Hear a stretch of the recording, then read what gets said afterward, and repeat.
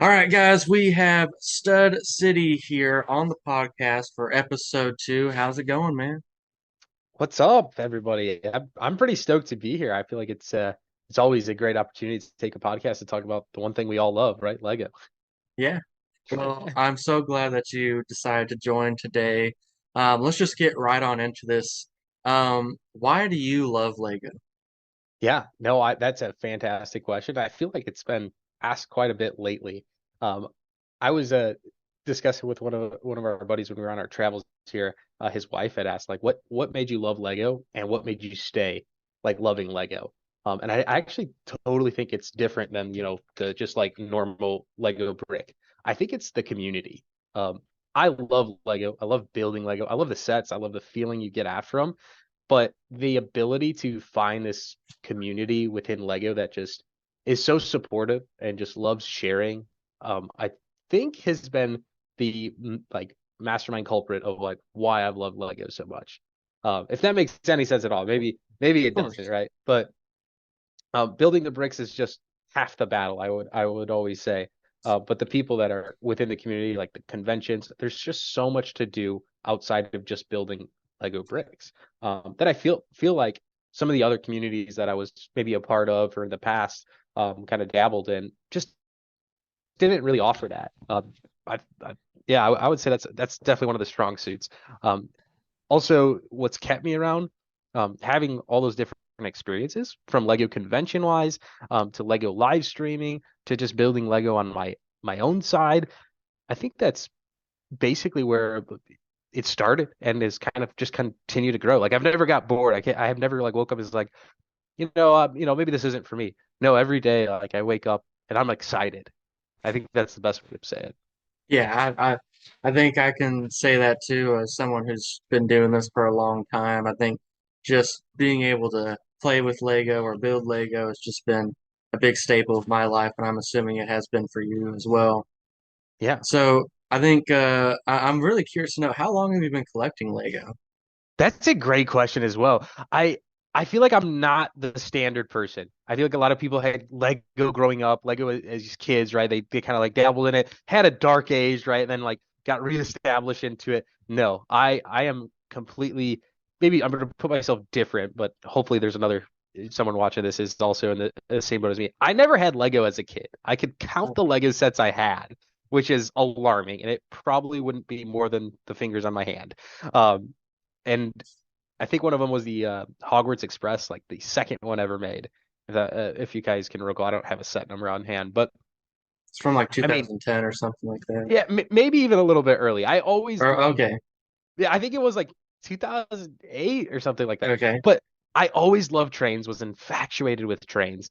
And when I for whatever reason I got Lego catalogs in the mail, advertising, and I just always had pictures of them in my room and whatnot. And I don't know, for whatever reason, my parents maybe just never like the company, whatever it was just never something that I got, or maybe I don't know, they just weren't about it. I don't know.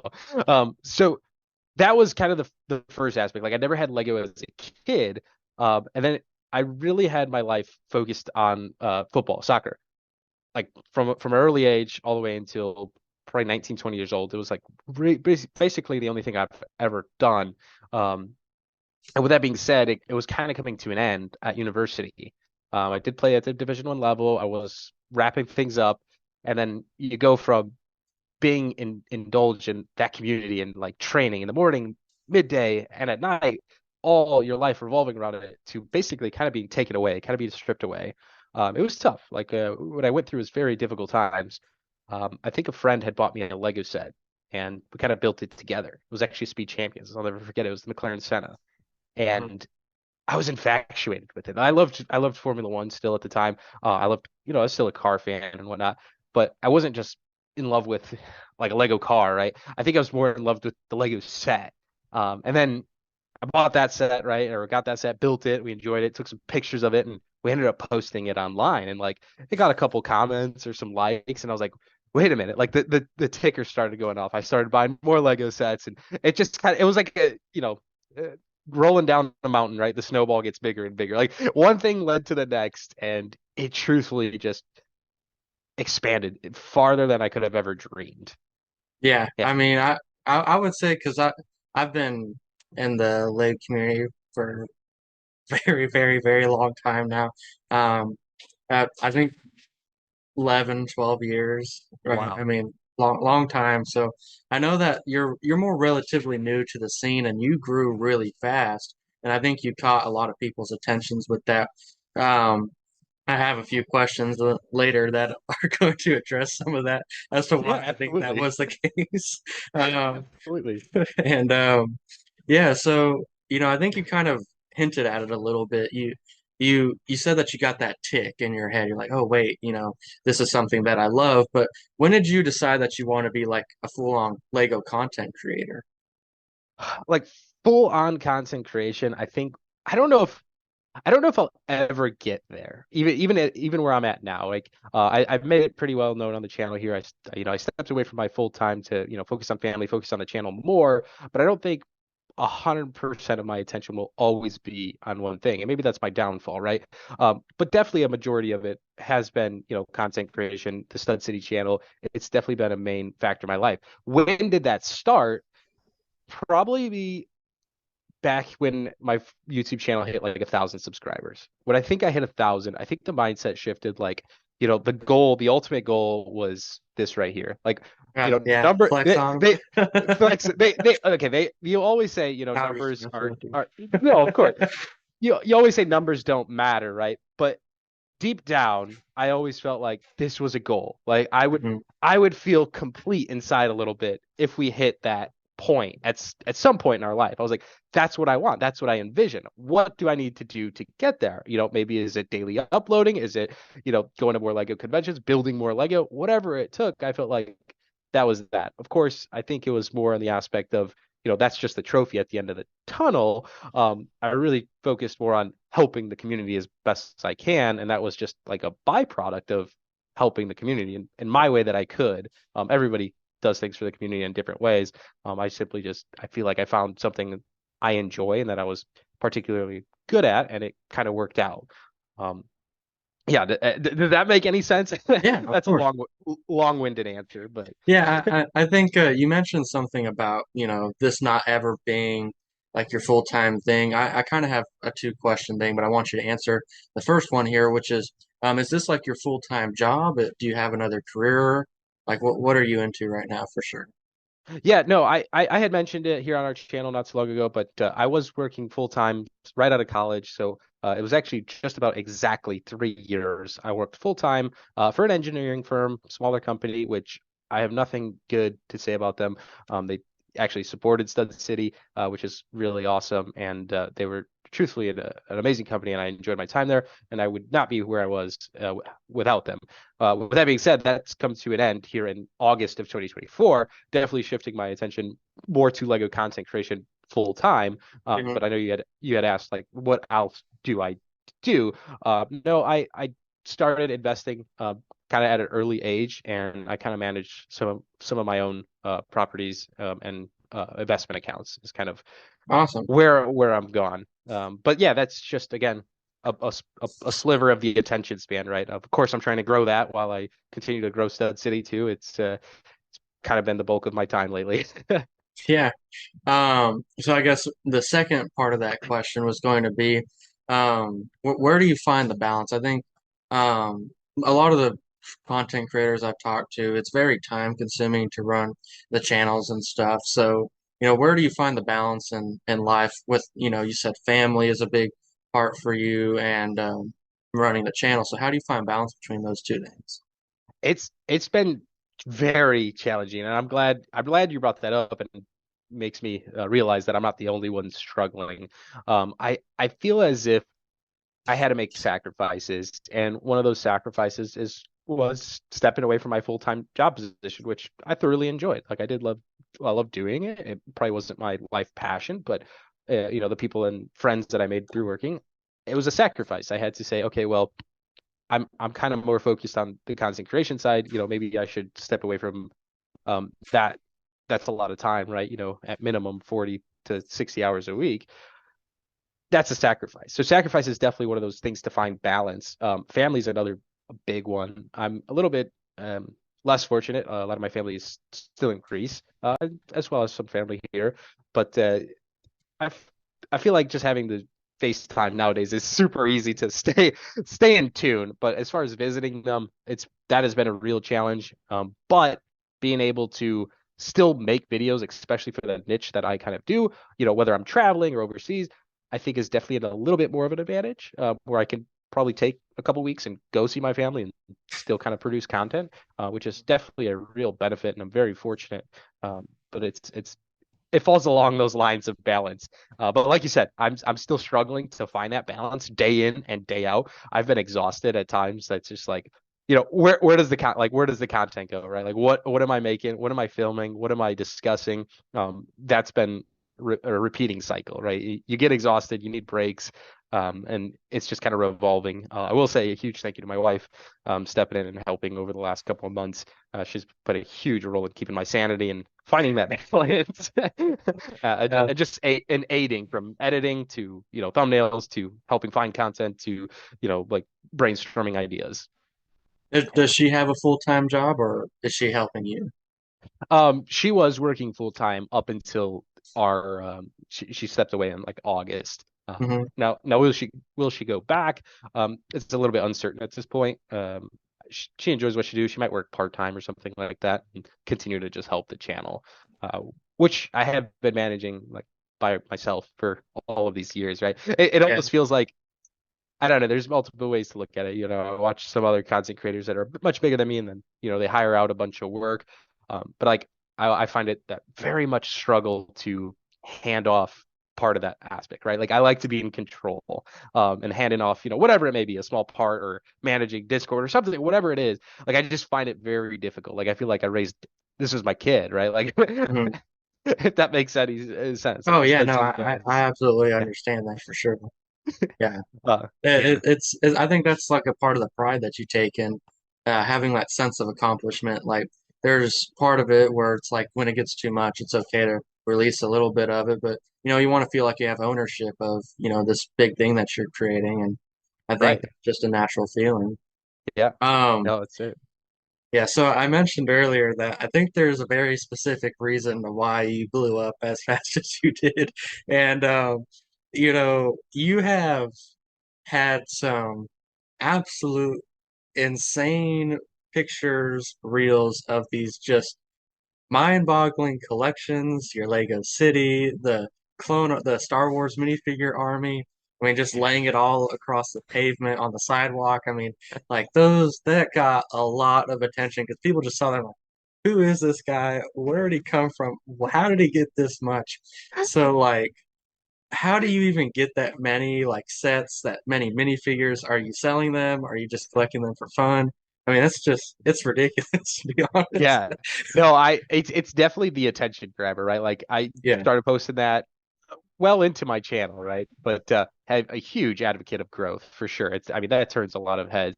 I will give a massive thank you to my uncle. He actually owns the Lego City as well as the entire Star Wars minifigure army that is displayed in those massive collection tour videos.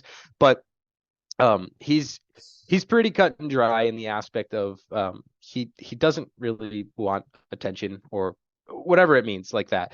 He's not on social media by the longest yard possible. I've mentioned many times in other videos that he's not really one to like order Lego online. Like he never has. If any of the time, it's myself ordering it for him or his girlfriend or Georgiana. Like he's very not much inclined to online shopping or anything. So all of that Lego has been acquired through going to the Lego store physically, which adds a whole different Yeah. dimension into the Lego collection that he's amassed. Um, but as you're saying, that is an impressive collection. How long did it take to get there?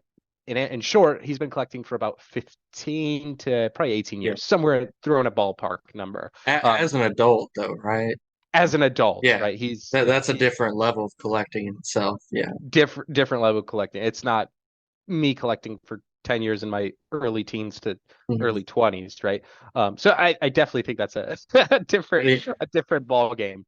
But I don't want that to take away from what he's truly amassed. And as I was saying, like a huge thank you to him because when I do post those stuff, he goes, this is like yours, right? Like you post this, like this is yours. You take credit for it. But I still disclose like, hey, this is my uncle's Lego City, whatever it may be. So I've never like tried to hide that, like, hey, this is my collection. Like, no, it's not the true case. Um, but I am filming all the content. We help each other out. I set up things with him and all that kind of stuff. So it is a two-way street. So Yeah, I mean that's really cool. I actually I've watched them and I guess I just didn't pay close enough attention. I'd always just look and I go, how did he get that many? And then I'd scroll. But I'd just be like I'd be that's a like, holy fair crap. thought. That's Yeah. a fair thought. I feel like it makes a lot of people mad too. Like they see a young kid and they're Oh like, no. you know, I don't know about that. I think people if they're mad, they're just probably jealous. But like I don't think like when I see that, I'm like, oh my God, that's so cool. Um, and then but like, do you know who Bruce Swift is? He has yes, I mean, he just has those massive armies. But like, he'll buy all those battle packs, then he'll bulk sell all the pieces to Bricklink sellers, and right. but I mean, just those massive armies are just crazy, man. They are. It's But crazy. I know Bruce pretty well, and I would mhm, love to visit him in his home country. But one of the struggles in his home country that he has is he has like no way to display all of it one time. Which, yeah, to be fair, that's hard to display in any country, right? I have that struggle here with my uncle. Like we've yet been able to even display, maybe 20% at a time, right? Which is bananas. But no, his collection is absolutely impressive. One thing he does different, which I love, is like you said, he sells parts. Like he'll buy a bunch of the battle packs and part ways with those pieces on Bricklink. I think my uncle's a little bit different. Like he'll buy those battle packs and he'll build the entire battle pack. And like we've never ordered just like 1,000 minifigs online. yeah. Like that's never happened. It's always been we're buying 1,000 battle packs and we're building all of them, right? Like just a whole. It's again, like we said, a different dimension. Like Yeah. just one extremist, right? Yeah, I remember Brickley bought that pallet of the Clone Trooper Battle Pack, and I was like, dude. I remember DMing him. I was like, "What are you thinking, bro?" I was asking, I was like, "Dude, how much money did you just spend on that?" And he's like, "Man, I can't even tell you. I don't want to remind myself." It's like, That jeez. was a lot of battle packs. Yeah, that Yeah, was. because Noah did it too, right? Yeah, Yeah, oh man, they built the castle out of the bags. I was out of the like, battle pack yeah, boxes. I was like, well, oh my goodness, this is a different level of ridiculous.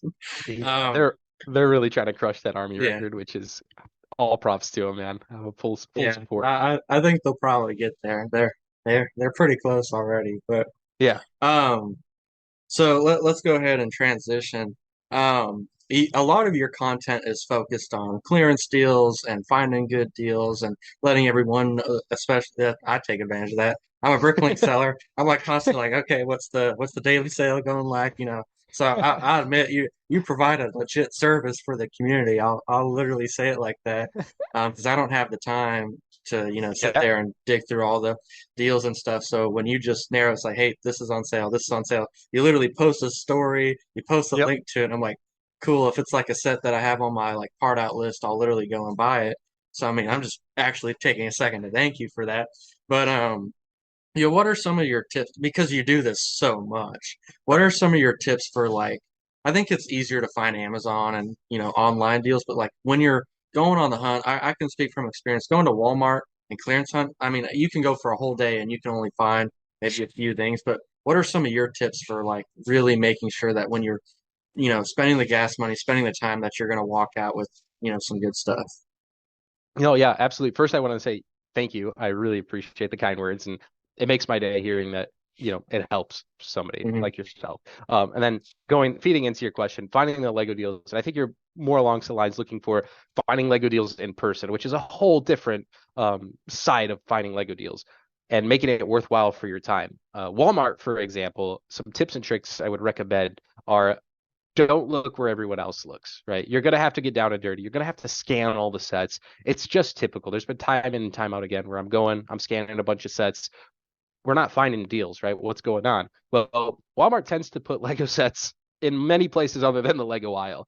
And a lot of the times it's a matter of fact of just checking the home and garden section, checking the clearance section, checking the aisle next to the clearance section. There truthfully is a lot of hidden gems. And more often than not, I feel like the banger Lego deals are just Lego sets you find in a random aisle that are not, that are actually on clearance. And you still have to scan them. Like it's not very common, especially in nowadays market where they're stamping those yellow clearance stickers anymore on the boxes. I just feel like, we've been a little bit underemployed lately, and more or less they're just writing up those prices, stamping them online, and you have to do your due diligence and kind of scan them. And like I said, it's going down and dirty, looking for those. It's not one hit wonders, right? Like I can't guarantee it every time. You can't tell you how many times I went to Walmart and just walked out like, oh, just spent time and gas, right? Yeah. On to the next one. I think Tyler from Life Bricks does a great job of this. I think he focuses more on routes, which was another really good tip. Dude, Uh, he knows what he's doing, man. I mean, he'll go out like and he'll just blow like all this money and he'll come back and he'll have like 10 of each set and he'll have them all yeah, part out so fast. I'm like, this dude does not sleep, I don't think. Like, how do you part out that fast? But yeah, he is impressive. I will say I think his hours differ a little bit, right? I feel like he works the night shift, so maybe that's a little bit of an edge. yeah, As far as the time zones, right? So he's shopping when most people are at home, right? So maybe he's got a little bit more peace and quiet and maybe a little edge to finding that deal in a random aisle. I don't know, maybe that's it. But he does a really good tip that I would say from him is having routes. I know not everyone is fortunate to have 5 Walmarts within an hour of them. I know that. I understand that. But if you do, optimizing like hitting one Walmart to the next, maybe once a week or something like that, looking for those deals, that's another really good example. Because they yeah, do because change. They change fast and often. I know I'm in the DFW area in Okay. Dallas. And I mean, there is literally like 30 Walmarts in within like 45 minutes of me.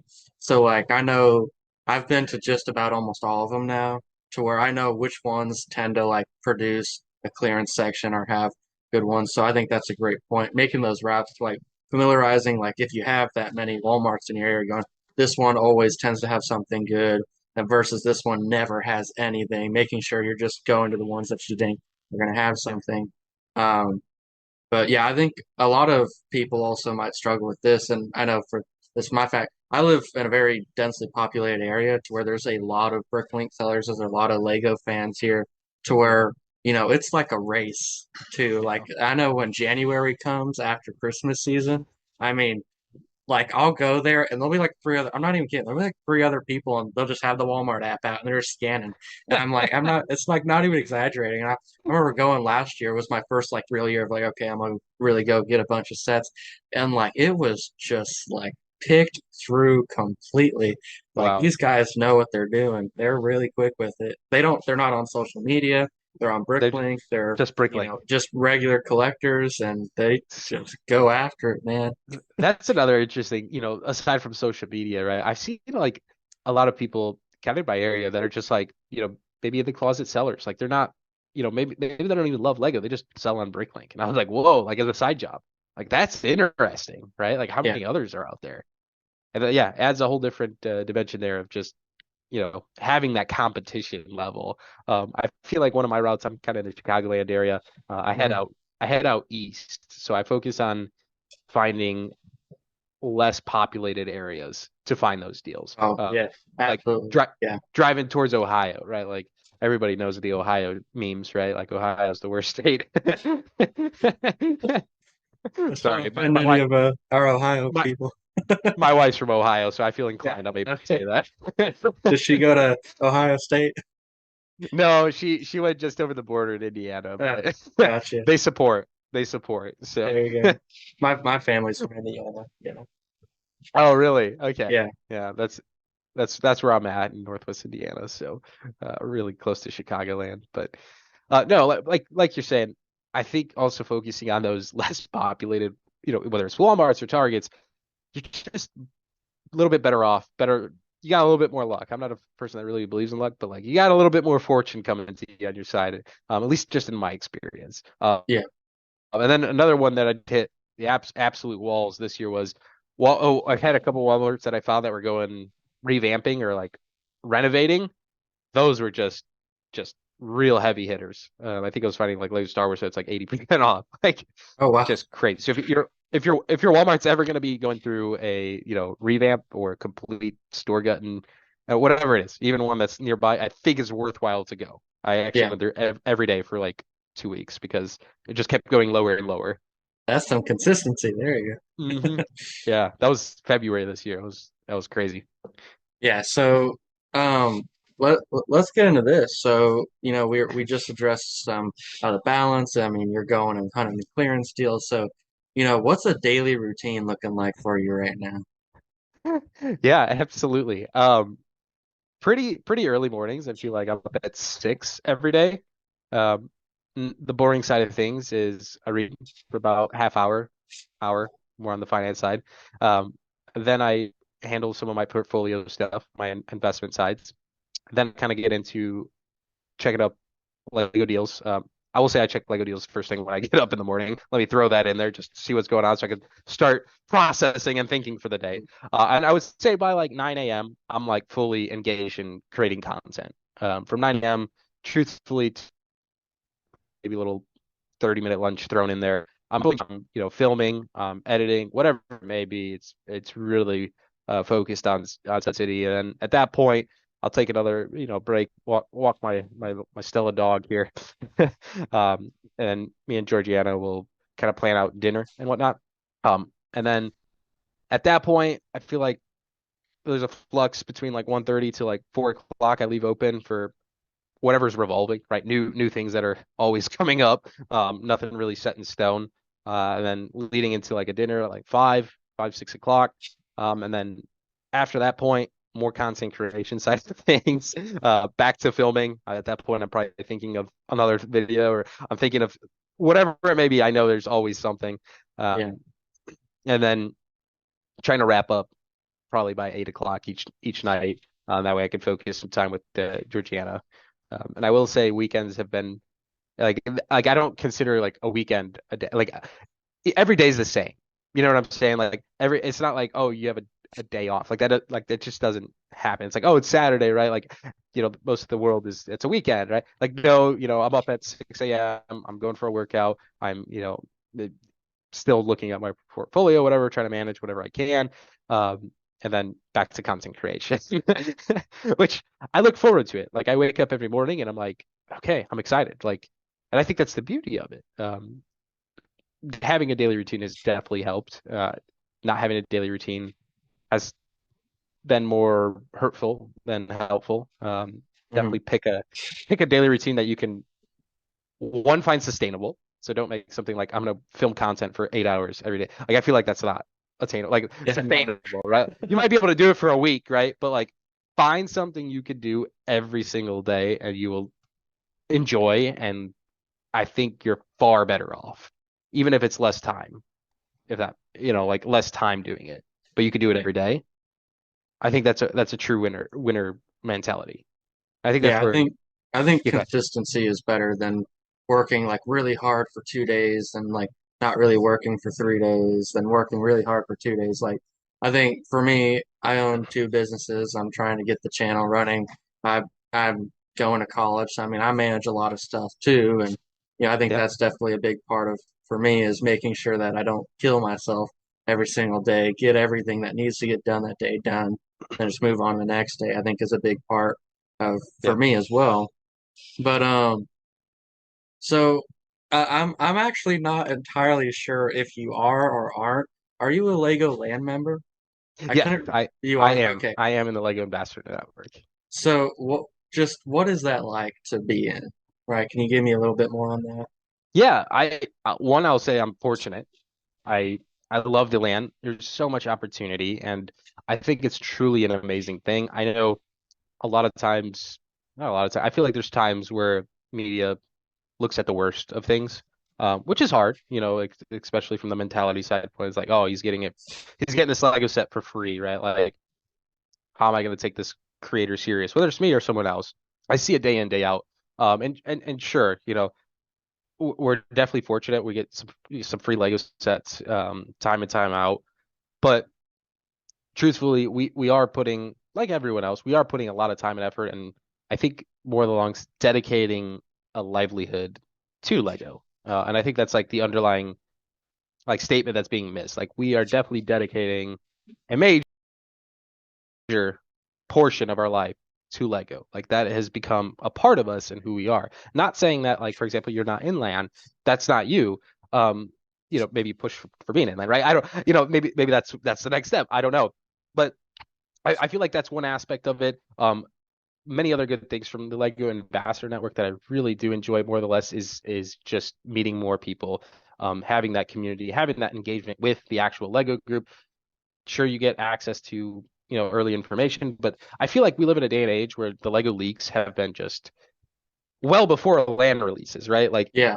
I almost feel like it's not like a super edge that like, oh, all the LAN members are getting all this early access information. They're the first every time. Like I feel like that's not the case. Like I've seen countless Lego leaks well before many LAN reviews throughout the year. So like I don't want that to steer like that side of LAN. I think LAN is generally an amazing program. I think has amazing people in it. I think it's run by amazing people. I'm very fortunate to be a part of it, but the community that it does bring and that engagement together, I love it. I love what they stand for. They accepted me in because I think I have something unique to offer, like Lego Mhm. deals. Um, Finding Lego deals for the community. I told them my mission. I said, dear Lego, my goal was to, Lego. I said just flat out, Lego's expensive. Lego's expensive. It really is. Lego's expensive. I want to find Lego sets on sales for people. Like that's my goal. And I think I've stayed true to that. And over the years, I don't think Land's changed what my mission has. Like that has truthfully been my goal. And I think that's a great side of things. Um, and they accepted me. So if they were willing to accept me, I hope other people in the Lego community were willing to accept me because that's what we stood for before. And that's what we stood for as a land member. Yeah. And I personally, I'm for land. I think it's more beneficial than not, for sure. But I want to play the devil's advocate just real quick on some Yeah. land stuff. And I want to make sure I'm not getting you in trouble, so I'll make sure I'm crafting my questions here Yeah. safely for you. And um, I think you're allowed to. I don't think you're really allowed to bash the land, but you are definitely allowed to talk about other members in the community. I think a popular example as to why land gets some bad rap is specifically from Ryan and Mandar Productions. Are you familiar with what happened with him?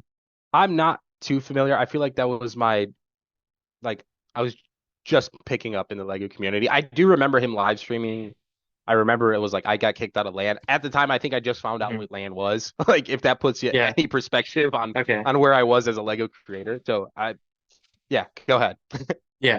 So, if you're not too knowledgeable about it, I don't want to mislead anybody. So we can avoid that a little bit, but I think we can get to a more generalized thing, which is a big argument I hear against land, and really the only like valid one I hear, because I think a lot of the arguments I hear are just people that, if they were in land, they'd be happy, if that makes Yeah. sense. But I think one I hear that is a legitimate thing is that land has now kind of put a gate in front of people that maybe want to become like Lego land members or reviewers who aren't able to necessarily compete with people who are in land because they get the set so early. People then watch those reviews, and then if someone wants to then join that, they have to wait 2 weeks, 3 weeks to actually get the set, then review it. And I think the only way that you can get to that point is if you bring the personality or you bring something special to the table. And that gets harder and harder to do as more people get into land. So, do you Yeah. think you have any suggestions? Not necessarily not to bash LAN at all, but do you think you have any suggestions for creators that may be watching that have to compete with you, Solbrick Studios, etc., Right. with making those reviews and how to stick out? Yeah, I think I have a couple like very hopefully helpful statements to anyone watching. I would say always say stay true to yourself, right? The easiest thing to do is be yourself. If you enjoy making content and whatever it is that the content you make, I wouldn't change who you are just to become a part of a different organization or something. I think it'll follow suit as long as you excel in what you do. Example would be, for example, me, doing the Lego deals, right? I don't know if they'll accept another account that focuses on Lego deals. I don't know. Or someone focusing on reviews like Tiago, for example. He in my opinion, has one of the best review videos out on the market. I really can't compete with him, at least in my eyes, but I bring something to the table. And then another point of advice here would be, it's not so much on the account size. Like I've seen many comments before, but like, oh well, you need 100,000 subscribers, you need 100, you need 1 million people. Like that's not the case. There's so many land members. Maybe I'm exaggerating. So many land members, but I have seen a lot of land members where it's clear to me that account size is not a major culprit of becoming a Lego ambassador now, RLFM, like for the recognized Lego fan media. And even if weren't on that interested on that side of thing as the like recognized Lego fan media side, you could become a lug member and still be in LAN, right? Maybe you want to run the Lego user group, right? Is that the correct acronym? Yes. Um, Maybe you want to run a Lego user group, right, for your community in, I don't know, somewhere in Minnesota. Maybe you're the head person. You are officially in point of contact of LAN. You have access to everything I do in LAN. We are equal. Like we have, you're seeing the same information I am. Maybe you're not getting free Lego sets, but you have access to other things like I'm LAN. Lug groups get access to bulk parts or something like that. So just different aspects to it, right? Like going into how fortunate it is to be in LAN, right? It offers so many opportunity to different things, and that's the RLFM side of things is just scratching the surface of what's truly offered, which is a good Yeah. thing because we want more Lego to many people, right? Like that's the whole goal. Yeah. Um, yeah, and I think in my opinion, I think having the reviews come out from creators that people are comfortable with watching and used to watching coming out 2, 3 weeks earlier than when the set releases, I think is better so that they can financially plan if a set's gonna get released if they want to purchase it or not. Because I Sure. know it used to be like you would have to get anything early, before LAN was really a big thing. You'd have to go to Toys R Us and hopefully you'd find something 2 or 3 weeks early. I know for me, when I was really young, and I'm talking, this is like 2015, so this is like 9 years ago. I remember the Well, Summer Wave sets. My mom and I went to Toys R Us and found every single one of them except for the Imperial Shuttle there, and we bought them all. And like I remember reviewing them on my channel, and that was like the first time I ever got like a few hundred views on videos that I was doing. And I was just a very little kid at that point, yeah, and I was I was just like I was getting like 300 or 400 views on videos, and that I was getting 4 or 5 views, right? So it was like a yeah, big jump, and that was all like that was how you were able to compete with other YouTubers. Like, hey, I got it early, come watch my channel.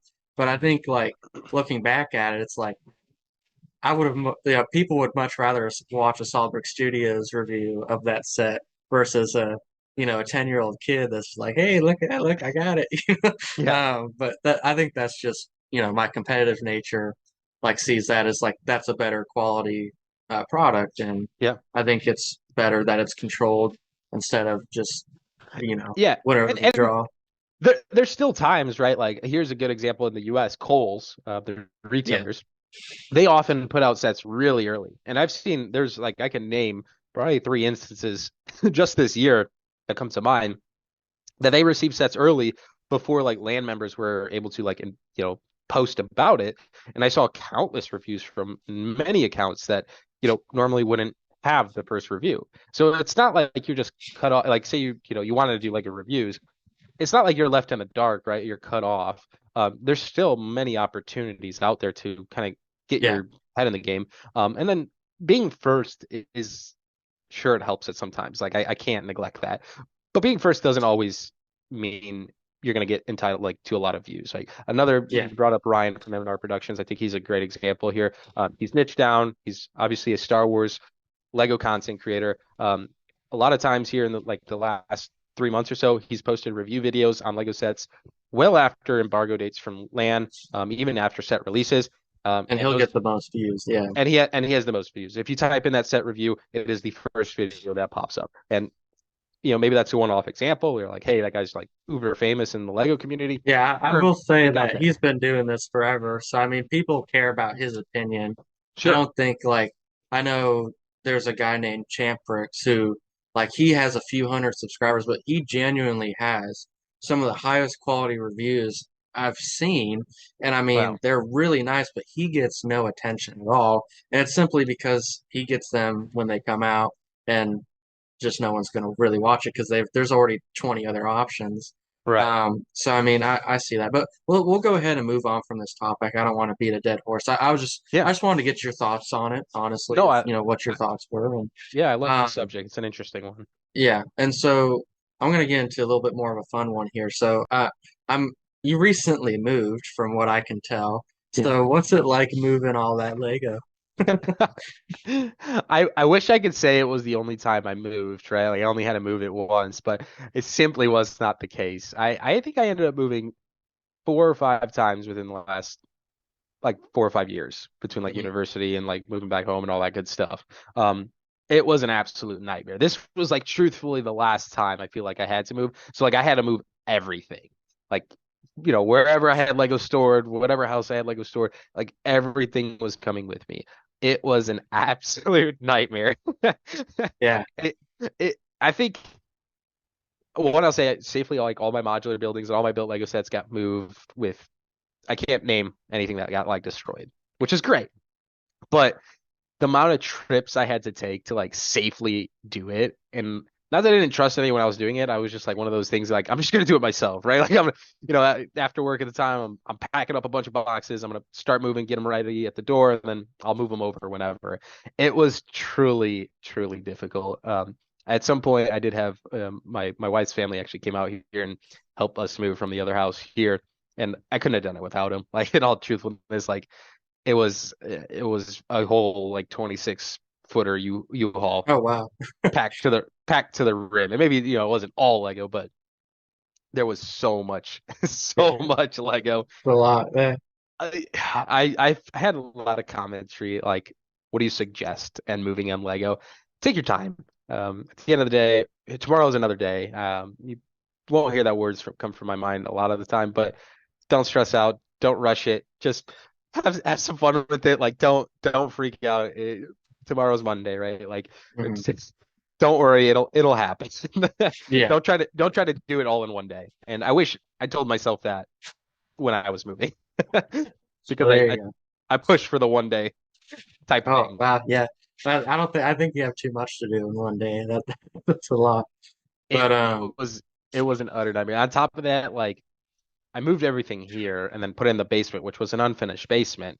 And then I like removed it into like a corner, boxing it up as much as I could and did like the full reconstruction of the basement to make it like our complete Lego room, which knock on wood is finally being wrapped up. But now I have all this really, really dusty Lego that we're gonna have to move again and clean. Now, not only move it, but clean it. So yeah, there you go. Um, yeah. so I'm just curious. I asked Logan the same question, and that was from episode one, which is, you've racked up, I don't know if you're aware, 28 million views. You have 126,000 subscribers. So what's it like to maintain a channel of that size? Wow. When you say 28 million, is that just YouTube? Yeah, Wow. that doesn't count Instagram, TikTok, which if you added that, I mean, it's probably like 100 million if we're being honest here. But I mean, you Yeah. got crazy amount of views on some of your stuff. That's a scary number to think about. Like I've actually never even thought about that. Like how many views? Wow. Okay. That's managing it. I don't think anything's changed. I feel like I have the same vision. Of course I want to grow, right? Like, now that we have the silver plaque, it's like, oh, what's next, right? Like I envision the gold plaque now. I'm starting to. Mhm. It's starting to hit me like we could do it, right? This was the end goal. So it's not like I feel like it's a different mindset. If you were like, no, this is just a byproduct. I'm tunnel vision to gold. It's different, but I wasn't. Like the silver play button was my goal. So I'm trying to have that vision for gold. Managing that as I'm picking up that vision for gold, I don't think anything's changed. I still want to find the best deals for everybody. I love finding Lego deals. I love shopping for the best sales. I think what I do doing it on a daily basis is arguably the best of my ability. So I think managing that is similar to what I'm doing with the obviously trying to take on new risks, like new opportunities, right? And part of that for me has been going to more Lego conventions or trying to meet more people in the Lego community, doing podcasts like this. That's kind of been here, shift of focus, trying to build up and kind of grow, Yeah. at least from that side. Well, yeah. I mean, It's just you get really consistent views. I mean, like I think when I was looking at your channel, you average around 10 to 15 for sure, but like you'll have a few videos that would do like a thousand or 2,000, which is normal, right? If you're Yeah. uploading constantly every day. And I think that's a good transition into like, how do you upload every single day, dude? I mean, geez, please. I mean, Yeah. that's not easy at all. It's very challenging. There's a lot of times where, writer's block's a thing, right? But I feel like I pre-record, especially while I was working full time, which I've done very poor here the last few months. When I was working full time, I had at least 2 months of content ahead of time prepared. Oh, Two to wow. 3 months. Yes. And then I would push videos out Hmm. as more relevant stuff came up. I'm like, hey, I have an embargo date this date, right, for a land review or something. I'm gonna push this video, like I'll shift around my schedule. Which is I think a very unrealistic expectation for a lot of people. Like that's borderline crazy, I know. Here nowadays, I feel like I'm only out like a week or so, a week or two, which is I feel like I'm always behind. But I think the mentality of always being behind has always pushed me to go forward. Like every day I'm not filming or something like that, I'm double behind now, right? Like if I'm making videos every day, I'm not recording something today, I'm double behind. Now I gotta catch up twofold. So having that mentality of always being behind, trying to go forward, I think has kind of pushed me over the edge a little bit to be where I'm at. Don't get me wrong, we talked about sustainability earlier. I don't Yeah. think it's sustainable. um, Yeah. I don't know if I'll ever get like as you mentioned daily uploads. I don't know if I'll ever get to the point where I'm like, okay, I mean, I definitely will at some point get to the point where I can't do daily uploads. Um, which is totally acceptable. For now, though, like I have that morning wake up, and I'm excited. I think I'm still able to do it. I love it. Why not do it? Right? Like have something to Absolutely. say every day. All right. So, as we close up here, I got, two more things for you here. So, um, one of my favorite questions to ask is if I had a question to ask you and I haven't asked it, what would you want it to be? Oh, you're putting me on the spot. That's a good one. Um, I think a question would be like, how do you finance it all? Hmm. I feel like is one that a lot of people are just like, what are you doing? Like Yeah. what Lego's expensive, right? And I don't think I've told the story like start to finish, but I've always been investor savvy, right? I have some good fortune. I've made some good bets on things that I, thought were worthwhile. So Hmm. of course that's the side of it, but I tried to find this passion of, having my Lego like pay for itself, right? So I always talk about Lego investing. I know you're a Bricklink seller, so I know you can relate to this pretty heavily. Yeah. I love Lego, right? I talk about Lego every single day. So investing in Lego and being able to, sell Lego later down the road definitely help finance, a lot of my collection that I like enjoy and build. I don't want to make things overcomplicated. Like I know a lot about Lego. I know a lot of Lego sets that tend to go up in value. Why should I reinvent the wheel and focus on things that I'm not, as interested in or, things like that? And I do know you need capital to invest in Lego, right? Let alone the sets you want to build, but that's hints to why we try to find Lego deals, right? But buying two sets instead of one copy that I know I'm interested in, of a Star Wars set, for example, and selling that set to make money on it and fund more Lego sets. I think that's one question I get a lot of the times that I don't really answer a lot, but finding ways to finance your Lego, do things you enjoy. It's just easier. Hmm. I love investing, so Lego investing has been one thing I'm interested in. Yeah, I think that's a good Yeah, one. and I think that goes for like any Lego collector because the hobby is so expensive that, like you said, if you're able to buy two copies of the set, just put it in your closet, wait 3 or 4 years. Like, especially when you collect for like as long as I have now, that's not like you put it in there and Yeah. you completely forget about it. You really Completely do. forget about it. Like, Right. and so like, and honestly, it's kind of fun to like after a year or 2 or 3 years, you kind of look, you're like, I completely forgot I had that. Maybe you want a Right. second copy to open and build again, or, like I've done that to, I've Yep. got enough now to say I can do that. But, it's just like buying, like, especially when you see them on clearance, right? If you think in your head, you're like, I remember how excited I got when that came out. I'm sure that the excitement will come up again in the future. Go buy three, four, five. I know, like the Geonosis, like little pack thing. Yep. They went on sale like 20% off. I bought like 10 of them, and they're already worth like three times the value. I'm still Right. holding on to them because I think they'll go up a little bit more. But Sure. that's my point, right? So somebody out there is gonna like. I think this statement gets tossed around like there's new Lego collectors every single day, right? Someone's getting into Lego every day, like a new person, and they find this Lego set that they want, like holy crap, I love the Battle Geonosis try, I want that Geonosis battle pack, whatever it may be. They're gonna spend the 50, $60, even though the set only retail for like 15. They're gonna Yeah, spend that money because they want a copy, they want it sealed, they want that brand new experience. That's okay. That's like why we collect things. Like yeah, it is completely acceptable. So I don't blame you, and I think other people should follow suit. I really do. I think it's a creative way. I think it offers lessons, and I've only had good experiences selling. When I was selling more than often than I am now, I would always do like Facebook Marketplace sales, and I think one of the beauty things and things I enjoyed so much about selling is I was meeting other Lego creators, yeah. and I met friends, which isn't that like the whole goal of it? So Yeah, I think the community aspect of is why the Lego community shines above a lot of the other, communities. And I know, I will say personally, it's so much better now. It's ridiculous. But I know like 5 or 6 years ago, things were really toxic. And I know especially between in the mock building mm, sector, there was a lot of clashing ego going on, and like my friend Colin and I, we got 501st Slug up and going. It has like 10,000 Instagram followers, but we were really big for there for a second. We don't really do it anymore, but like it was just I remember that period of time. There were so many people that hated us just because we had a lot of followers. They're like, wow. "You're not a real lug. You're not doing this or this." We're like, "We're just having fun, man. Calm down." But yeah. So That's another thing like advice wise, at least like even in the Lego space, even just life, you could take something away from watching this podcast.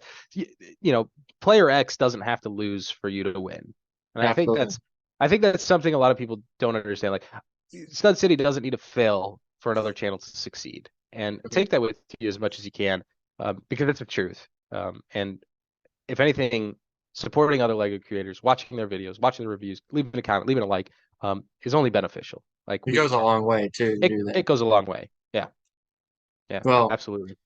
well, that kind of is just about all I had for you. Do you have any wisdom to share with us? Any closing remarks from the Stetson? I really appreciate the opportunity to talk, and hopefully one day I can be back on the channel, and we'll be watching the success of your podcast grow.